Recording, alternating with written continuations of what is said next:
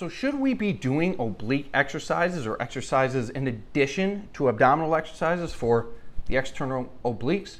Well, I'm going to give you the facts on whether or not you should be doing oblique exercises. But first, hit that like and subscribe button so you can be notified when I drop more evidence-based training and diet tips.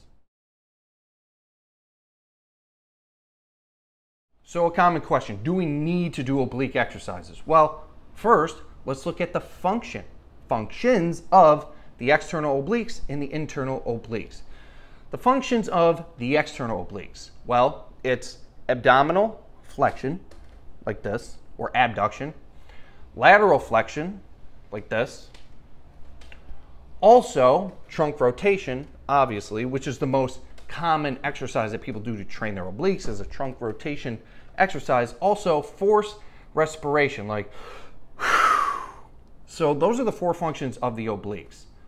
So do we need to hit the lateral flexion or the trunk rotation? Well, probably not, because one of the main functions of the obliques is trunk flexion or trunk abduction.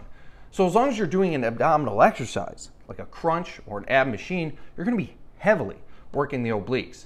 Will lateral flexion and trunk rotation enhance their development? Maybe, but is it going to matter for you? Probably not.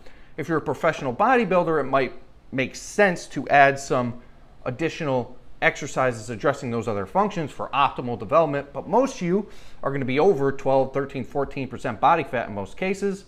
You're not a professional bodybuilder who's going to be judged on proportion and symmetry and overall muscularity. So should you be wasting your time with these exercises? Probably not, because you're probably not going to see a visual noticeable difference anyway.